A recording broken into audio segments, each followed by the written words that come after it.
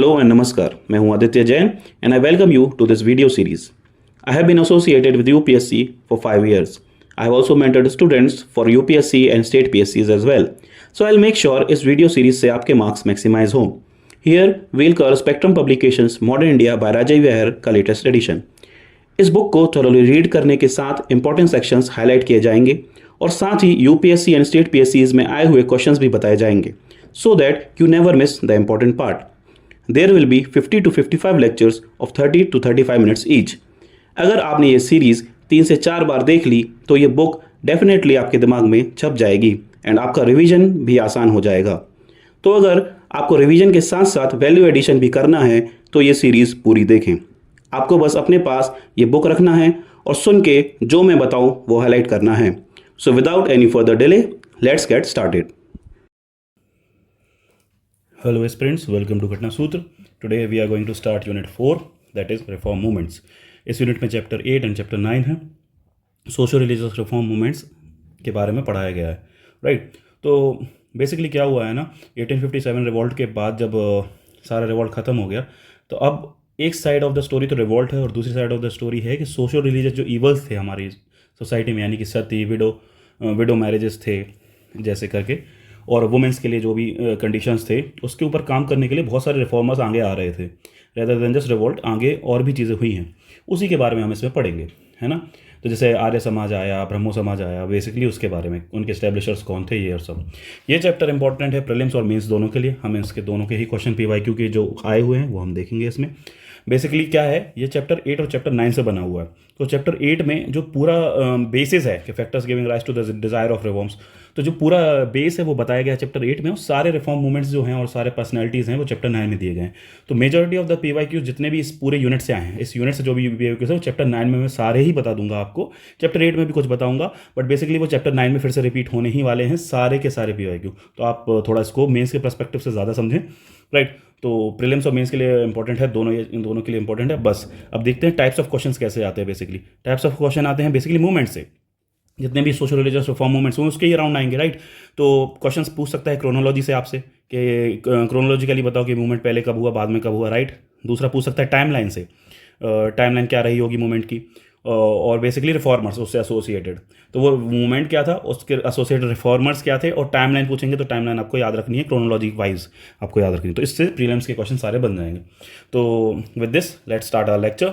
So yes, factors giving rise to the desire for reform, right. The dawn of 19th century witnessed the birth of a new vision, a modern vision among some enlightened section of the Indian society. The enlightened vision was to shape the course of the events for decades to come and even beyond. This process of reawakening sometimes but not with full justification defined as renaissance. इसको renaissance बोलते हैं, reawakening को, did not always follow the intended line and gave rise to some undesirable byproduct as well, which have become as much part of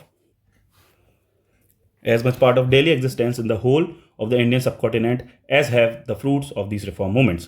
Impact of British rule क्या हुआ? The presence of colonial government on Indian soil played a complex and decisive role in this cultural phase of modern India history. The impact of British rule on Indian society and culture was widely different from what India had known before.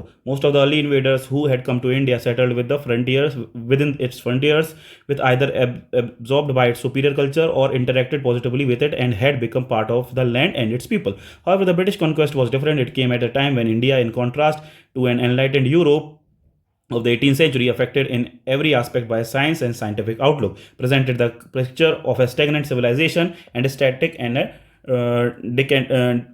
decadent society, right. Social conditions ripe for reforms. मतलब ये बोलना चाह रहे हैं कि अब भाई इस रिफॉर्म्स तो हो रहे हैं लेकिन उसके लिए कंडीशंस भी बनी होंगी ना, कि जब कुछ इवेंट होता है तो उसके पीछे एक बैकग्राउंड होता है, वो उसकी बात करी गई है. तो socio religious and social ills, एक ये था, depressing position of the women था एक रीज़न. ऐसे कर करके हम सारे रीजंस पढ़ेंगे. तो ये मैं बताया आपको मेंस के पर्सपेक्टिव के हिसाब से काफ़ी ज़्यादा इंपॉर्टेंट है, ठीक है. इंडियन और प्रीलिम्स के हिसाब से भी, क्योंकि रिफॉर्म्स पूछे जाते हैं. Indian society in the 19th century was caught in a vicious web created by the religious superstitions थे, सोशल ऑब्सकर्टिज्म थे. Hinduism had become steeped in magic and superstition. ये देख रहे हैं, मैजिक एंड सुपरस्टिशन के मामले में मानने लगे थे. The priest exercised an overwhelming and intended unhealthy influence on the mind of the people. Idolatry and polytheism था. Help to reinforce their position and their monopoly of scriptural knowledge. Scriptural knowledge imparted a deceptive character to all religious system. There was nothing that religious ideology could not persuade people to do. मतलब वो कुछ भी करने तैयार थे religion के नाम पे, ठीक है, बेसिकली ये था religious and social evil. Depressing position of the women in the society, right. Social conditions were equally depressing. The most distressing was the position of the women. Attempt to kill female infanticide. देखिए एक ये हो गया, female infanticide होता था, है ना, female infants at birth, मतलब female infanticide were not unusual. Child marriage था another bane in the society. The practice of polygamy in Bengal and under colonism, even old men took over very young wives. ठीक है. Several women hardly had a married life worth the name. Yet at least some of the higher caste, when their husbands died, they were expected to commit sati. When Raja Ram Mohan Roy described it as a murder to every shastra. If they escaped this social coercion, they were condemned to life of miseries and humiliation. कितने पढ़ लिए? Child marriage, female infanticide, kulinism, पॉलिज्म and sati, ऐसे करके हमने पढ़े. और आगे चल के राजा राम मोहन रॉय ने इस पर बहुत काम किया है. इसके ऊपर प्रीवियस ईयर क्वेश्चंस बहुत सारे बने हैं जो हम अभी देखने वाले हैं थोड़ी देर से, right. So the caste problem भी था एक. Another deliberating factor was caste. This entailed a system of segregation, hierarchically ordained on the basis of ritual status. At the bottom of the ladder came the untouchables or the scheduled caste. सबसे नीचे कौन थे? Untouchables और scheduled caste, as they came to be called later. Scheduled caste मतलब बाद में बोलने लगे, उनको पहले untouchables ही बोलते थे. Untouchables suffered from numerous and several disabilities and restrictions. The system splintered people into numerous groups. In modern times, it became a major obstacle in the growth of the united national feeling and the spread of the democracy. It may also be noted that caste consciousness, particularly with regards to the marriage, and prevailed among the Muslims, Christians and Sikhs. Caste consciousness, ठीक है, caste consciousness थी. And Muslim, Christian, Sikhs who also practiced untouchability. Muslim, Christian, Sikhs also practiced untouchability. ये सिर्फ Hinduism तक ही सीमित नहीं रह गया था. मतलब ये समझ रहे हैं कि सोशल ईवल कितना ज़्यादा फैल चुका है. Though in a less violent form, of course कम था हिंदुइज्म से, बट था. Under a rigid caste system, social mobility was checked, social division grew, and individual initiative was thwarted. All above the humiliation of untouchability, so much a part of the caste system militated against human dignity. ठीक है. Opposition to the Western culture, of course, ये एक reason बनेगा. The establishment of colonial rule in India was followed by the systematic attempt to disseminate colonial culture and ideology as a dominant culture event. ठीक है. Disseminate colonial culture and ideology as a dominant cultural, ठीक है. Faced with the challenges of the intrusion of the colonial culture and ideology, an attempt to reinvigorate traditional institution and realize the potential of the traditional culture developed during the 19th century. ठीक है. New awareness among the enlightened Indians, ये भी important है क्योंकि अब Indians पढ़े लिखे होने जा रहे हैं, तो फिर ऑफकोर्स वो दुनिया भर देख रहे हैं, तो उनको चाहते हैं कि वो हमारे भी एनलाइटेंड इंडिविजुअल चाहते हैं कि आगे बढ़े society. The impact of modern western culture and the consciousness of defeat by a foreign power gave birth to a new awakening. There was an awareness that a vast country like India had been colonized by a handful of foreigners because of weakness within the Indian social structure and culture. For some time, it seemed that India had lagged behind in the race of civilization.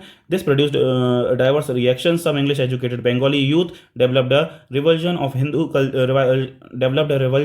for Hindu religion and culture. They gave up old religious ideas को give up करने तैयार थे. Religious ideas and traditions and deliberately adopted practice of most offensive to Hindu sentiment. ये problem भी create हुई आगे चल के, इसमें भी problem I, such as drinking wine and eating beef.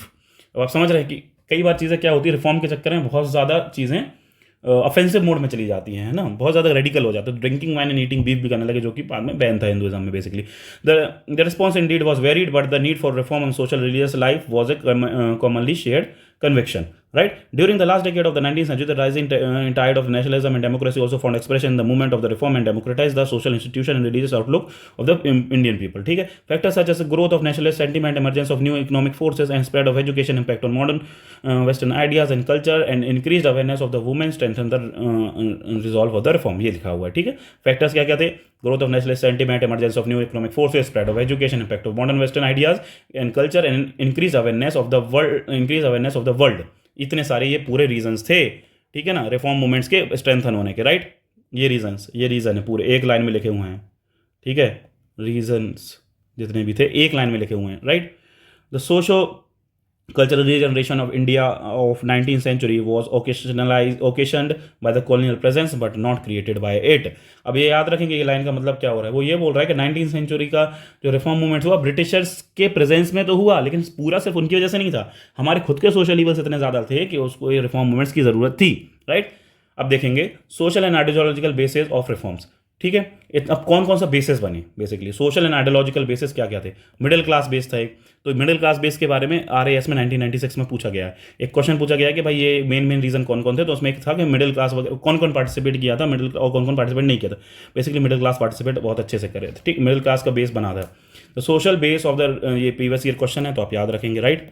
और इससे रिलेटेड और भी क्वेश्चन जो है मैं आपको चैप्टर 9 में बता चुका हूँ कि चैप्टर 9 में अच्छे से आप पूरा कवर कर लेंगे, ठीक है। तो social base of the regeneration scene in the 19th century was newly emerging middle class and the educated both, देखो न्यूली इमर्जिंग मिडिल क्लास है ना, newly and the educated both traditional educated and western educated intellectuals, ये लोग थे जो majorly इस वाले factor को ड्राइव कर रहे थे। But there was a significant contrast between the broadly middle class ideas derived from growing awareness of the contemporary development in the west and predominantly non middle class social base, ठीक है। 19th century intellectia searched for its model in the European middle class, which, as it learned through Western education, had brought about the great transformation in the West from medieval to the modern times through movements like Renaissance, the Reformation, the Enlightenment, the Democratic Revolution और Reform। ये सारे इनके ideas पे basis थे, मतलब इनका base था, ये बैकग्राउंड ये है। However, the intellectia of the 19th century India did not grow from trade or industry, which were firmly under the control of the British agencies. Their roots lay in the government services or profession of law, education, journalism, or medicine, which was often combined some connection with land and in the form of the intermediate tenures, ठीक है। The intellectual criteria what gave these reform movements an ideological unity were rationalism, religious universalism, and humanism. Rationalism was brought to judge social relevance. Rationalism की क्या जरूरत थी, social relevance के काम आती थी। राजा Ram Mohan Roy firmly believed in the principle of causality, linking the whole phenomenal universe and demonstrability as a sole criterion of truth. Akshay Kumar Datta, while declaring that the nationalism is our only prospector, Akshay Kumar Dutt, ये सारे important personalities, इनसे related PYQs मैं अगले chapter में आपको अच्छे से cover करवा दूंगा, क्योंकि यहाँ पे इन्फॉर्मेशन उतनी दी ही नहीं है इस चैप्टर में। इस चैप्टर में बेसिस दिया हुआ है, इन्फॉर्मेशन उस चैप्टर में, तो इस चैप्टर में सारे PYQs के आप साइड बाय साइड दिखा दूंगा, ठीक है। Held that all natural and social phenomena could be analysed and understood by purely mechanical process, thus they thus used a rational approach to study tradition. They evaluated by the contemporary social religious practices from standpoint of social unity and to replace faith with rationality, ठीक है। As a consequence in the Brahmo Samaj, the infallibility of Vedas was repudiated. अब ये देखिए, consequence in ब्रह्मो समाज ने infallibility of Vedas was repudiated, while the Aligarh movement emphasized reconciliation of the Islamic teachings. Aligarh movement में क्या होता है, reconciliation of the Islamic teachings with the need of the modern age. Sayyid Ahmad Khan went to the extent of emphasizing that religious tenets were not immutable. Syed Ahmad Khan का ये code, अब ये देख रही हैं आप, ये इंपॉर्टेंट, ये सारे आपको याद रखने हैं भाई, क्योंकि एज ए कॉन्सिक्वेंस ब्रह्मो समाज ने इनफॉलिबिलिटी ऑफ वेदास वर रेपुडिएटेड बोला हुआ है। अलीगढ़ मूवमेंट में क्या होता है, reconciliation of the Islamic teachings हुआ था। सैयद अहमद खान ने क्या होता है कि religious tenants were not immutable. ये सब आपको याद रखना है एग्जाम के पर्सपेक्टिव से, right. Many of the infallibility of Vedas तो पूछा ही गया है, ऑफकोर्स, है ना, आगे चल के आपको अच्छे से बता दिया जाएगा ये सब। Many of the intellectuals set aside the authority of the religion and evaluated truth in any religion by the criteria of logic, reason and science. According to Swami Vivekananda, the same method of investigation, Swami Vivekananda important personality hai, same method of investigation which applies to the science should be by basis on which the religion must be justify itself. Although some reformers tended to appeal to faith and ancient authorities to support their appeal, on the whole a rational and secular outlook was very much evident in putting forward an alternative to prevent social practices, right. Akshay Kumar Datta, for instance, brought medical opinion to support his views against the child marriage. medical opinion लेके आए थे, ठीक है ना। कौन लेके आए थे ये याद रखेंगे आप, इंपॉर्टेंट पार्ट है, इंपॉर्टेंट पॉइंट है ये। अक्षय कुमार दत्ता ने प्रेजेंट करे थे medical opinion. Reference to the past was to be used only as an aid and an instrument, neither a revival of the past nor a total break for tradition was envisaged. Though the reformers tried to reform their religion, there was a universalistic aspect to the religious perspective. Raja Ram Mohan Roy considered different religion as a national embodiment of universal theology. Ram Mohan Roy की philosophy है ये भाई, देखो क्या बोल रहे हैं वो?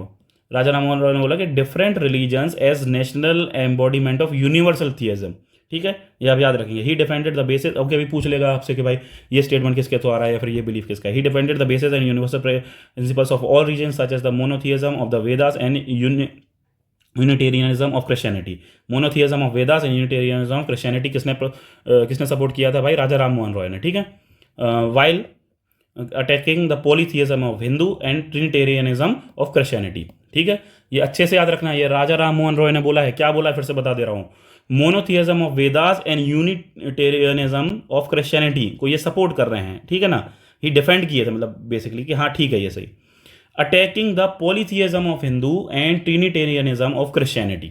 ठीक है, ये याद रखेंगे आप। Sayyid Ahmad Khan said that the all prospect had same दीन यानी faith and every country and nation had different prophets. मतलब कि बेसिकली वो ये बोला था कि सबका फेथ एक ही जैसा है, बट उसको प्रोपोगेट करने वाले प्रॉफिट्स मतलब कि जो अलग अलग हैं, बस और कुछ नहीं, फेथ तो सेम ही है। ठीक है, इससे रिलेटेड एक क्वेश्चन भी आया है, which category of population was primarily attracted by the religious reform movements of the 19th century. अभी हमने पढ़ा है, बिहार पीएससी का क्वेश्चन है, PYQ है, यहाँ पे आप देख लीजिए अच्छे से, बिहार पीएससी का PYQ है, PYQ आया हुआ है, सीधा सीधा मैं आपको एक दिखा दे रहा हूँ। तो which of the category of population was primary attracted by the religious reform movements of the 19th century. इसी रिफॉर्म मूवमेंट्स की कौन कौन थे? अट्रैक्टेड इंटेलेक्चुअल्स थे, अर्बन अपर क्लास थी, पुअर ऑर्डिनरीनेस क्लास थी, या फिर लिबरल प्रिंसेस थे। तो इसका आंसर है D 1, 2 एंड 4। इंटेलेक्चुअल्स थे, इंटेलेक्चुअल्स थे, अर्बन अपर कास्ट थी, और लिबरल प्रिंसिपल्स थे, है ना, लिबरल प्रिंसेस थे सॉरी, है ना। और पुअर ऑर्डरीनेस क्लासेस, मतलब पुअर गरीब लोग क्या ही करेंगे रिफॉर्म करके, पहले उनको खाना पीना तो हो, ये यहीं पे लिखा भी हुआ है, मैंने बोला मिडिल क्लास और अर्बन क्लासेस थे, जो अपर क्लास थे वो सकते थे इन्वॉल्व। ठीक है, तो आंसर D है, राइट। ऐसे करके आपको मैं धीरे धीरे करके आपको चैप्टर 9 में बहुत सारे बता दूंगा। ठीक है, the social reform the social reformers used a universalistic perspective to contend with the influence of the religious identity on the social and political outlook of the people, which was intended strong. A new humanitarian morality was embodied in the social reform movements, which included the notion that humanity can progress and has progressed, and that moral values are ultimately those values which favor human progress. The humanist aspect of the religious reform movement was to be seen in the emphasis of the individual's right to interpret religion scriptures in the light of human reasons and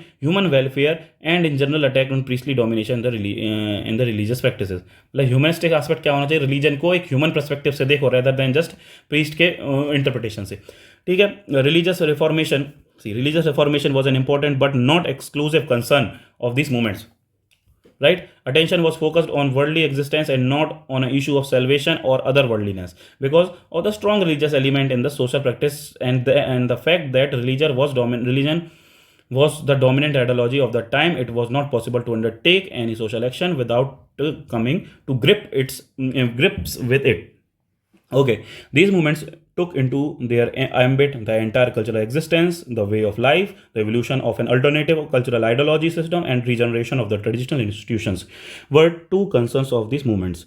These concerns were manifested in the attempt to reconstruct traditional knowledge, the use and development of vernacular language, reconstruct the traditional knowledge, use and development of vernacular language, creation of an alternate system of education, defense of religion, efforts to regenerate Indian art, literature, emphasis on Indian dresses and food, attempt to revitalize the Indian system of medicine, and to research and pre-colonial technology for its potential. ये सारे बाद में जाके इन्होंने बोला कि यहाँ development करेंगे। ठीक है, ये वाले पार्ट था जहाँ पे डेवलपमेंट करने का सोचा इन्होंने।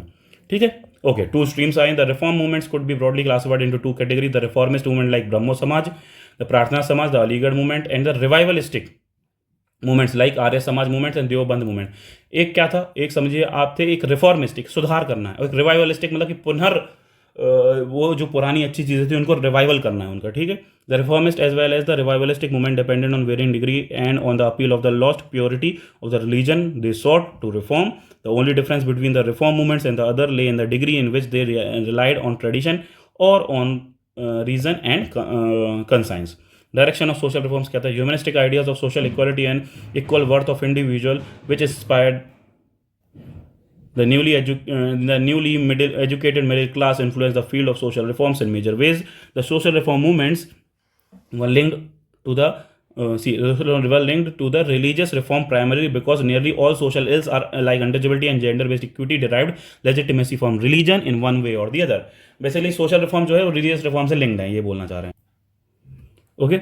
In later years, though the social reform movements gradually disassociated itself from the religion and adopted a secular approach, moreover, earlier the reform movements had a rather narrow social base, being limited to the upper and middle class and upper. देखो कहाँ तक being limited to the upper and middle classes, upper castes who tried to balance their modernized view and the existed social condition. ये ऊपर वाले PYQ में क्या देखा है हमने, ये वाले PYQ में क्या देखा है, ये तो लिखा है अर्बन अपर कास्ट, ठीक है, लिबरल प्रिंसेस, इंटेलेक्चुअल्स, ये लिखा हुआ है ऑफकोर्स, है ना, दिखा दिया आपको.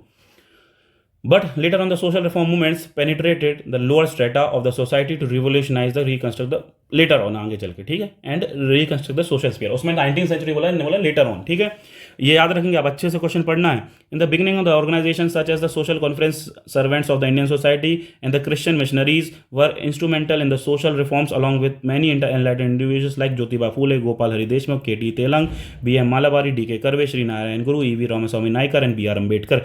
ये सारी बहुत मेजर पर्सनैलिटीज़ हैं. क्यों? क्योंकि बार बार इन लोग, पहली बात तो ये कि इन लोगों ने बहुत काम किया हुआ है कंस्ट्रक्ट में, सोशल कंस्ट्रक्ट में.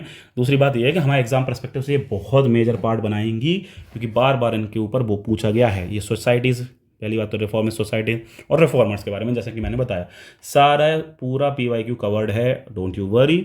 सो लेट्स कंटिन्यू, क्योंकि इन सब के बारे में डिटेल यहाँ नहीं लिखी हुई है, तो मैं PYQ बता भी दूंगा तो उतना इंपॉर्टेंट नहीं है, मैं एक्जैक्टली आपको डिटेल्स बता दूंगा आगे चल के. इन letter year, especially with the onset of the 20th century, the national movement provided the leadership and organization to social reforms.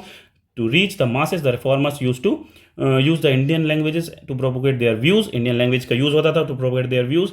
They used a variety of media, novel, drama, poetry, short story, press, and in the 1930s, later on in the cinema, to spread their opinion. Broadly, the social reform movements had a two-point agenda: fight for the betterment of the status of the woman in society and fight for removing disabilities arising out of the untouchability. ठीक है, women और untouchability major focus बन गए थे. ठीक है, fight for the betterment of position of women. ठीक है, पहले ये पढ़ते हैं. UPPCS में 2001 में पूछा गया है, क्या पूछा गया है, इससे related betterment of the position of the women से रिलेटेड एक्ट्स वगैरह पूछे गए हैं. कंटिन्यूसली एक्ट्स वगैरह बहुत बार पूछे गए हैं, एक में पूछा गया और भी बार पूछे गए, वो सब हम आपको एक्ट्स वगैरह के हिसाब से बता देंगे. The reformer had to work against the great odds. Women wait, ठीक है, the reformers had to work against great odds. Women were generally accorded a low status and were considered to be inferior adjacent to men. And with no identity of their own, they enjoyed no scope of giving expression to the talent as they were suppressed by the practices such as parda, early marriage, ban on widow remarriage, sati, etc. ये सब problems थी. Both Hindus and Muslims were economically and socially dependent on the male relative, while education was generally denied to them. Education was generally denied to them, dependent on male. ठीक है, dependent on male. The Hindu women did not enjoy the right to inherit property. Hindu women के problem क्या था? right to inherit property नहीं था. ये आप याद रखिए, एक एक चीज़ हाईलाइट करवा रहा हूँ, ठीक है. और to terminate the undesirable marriage, इन सब का राइट नहीं था. Muslim women could inherit property but only half of as much as men.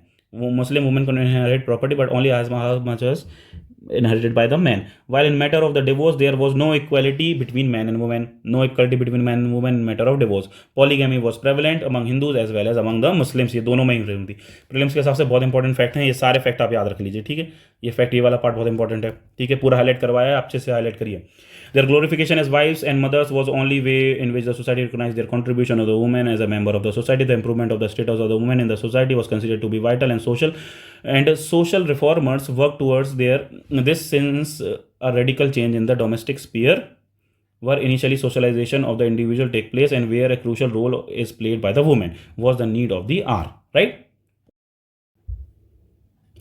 It was clearly understood that this change would translate into reformed homes and reformed men, that no country whose female were sunk in ignorance could ever make significant progress in the civilization. The social reform movements, the freedom struggle, the freedom struggles movements led by the enlightened women themselves and later free India constitution have done much for the emancipation of the women. The reformers basically appealed to the doctrines of the individualism and equality and argued to bolster their appeal that true religion did not sanction any inferior status to women. They raised their voice against regarding customs such as polygamy, parda and child marriage, restriction on widow remarriage, and worked relentlessly to establish the establish the educational facilities of women, to persuade the government to enact favorable legislation for women, and in general to propagate the uselessness of medieval feudal attitudes which required to be given up. Steps taken by अब देखिए mains का एक question है, ये आप देख लीजिए, UPSC mains का क्वेश्चन है, यूपीएससी मेंस PYQ कब का है? 2017 का। ओके, ये आप याद रखेंगे, राइट। यूपीएससी मेंस 2017 का PYQ क्या है?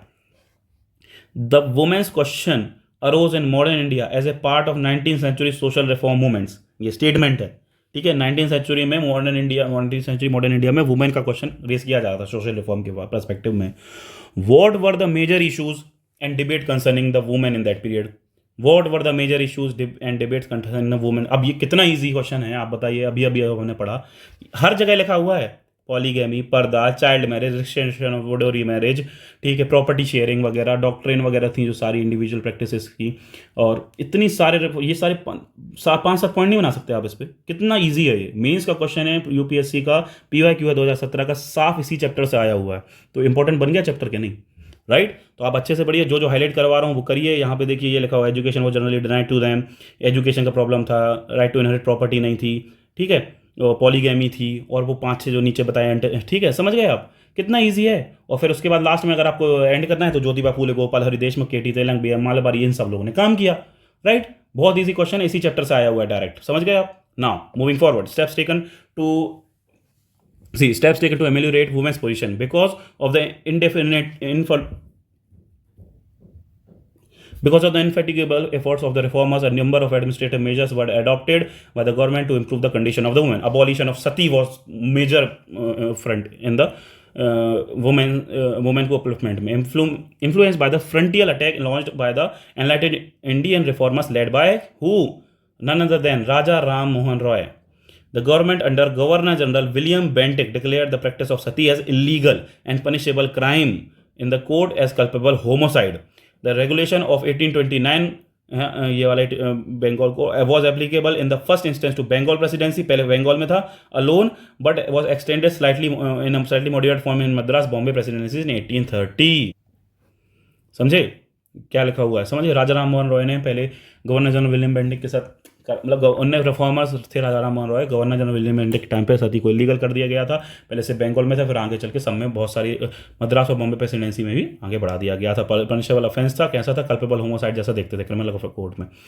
ये क्वेश्चन आ चुका है उत्तराखंड PSC में 2002 में, बिहार PSC में आ चुका है, MP PSC में आ चुका है कि भाई अबॉलिशन और या फिर practice of Sati was declared illegal during the time of William Bentinck. दूसरा पूछा गया है कि किसने काम किया था अबॉलिशन ऑफ सती पे, तो किया है राजा राम मोहन रॉय ने। तो ये सारे मल्टीपल एग्जाम्स में पूछा जा चुका है, राइट। तो ये आप हमेशा याद रखने वाले हैं, ओके। ये इंपॉर्टेंट पार्ट है PYQ का, ठीक है। Historians have observed that the practice of sati was sought to be banned in the religion under the control of Portuguese, Dutch and French in the early 18th century. In 1582, Mughal Emperor Akbar is said to have issued order that sati was not to be coerced and appointed inspector to see that no widow was compelled to follow the custom. Mughals ने भी काम किया है, Dutch, Portuguese, French वगैरह सब ने 16th century में सती को बैन करने का ट्राई किया हुआ है। So with this we have complete this part. इसके आगे we will study in the next coming video. Thank you.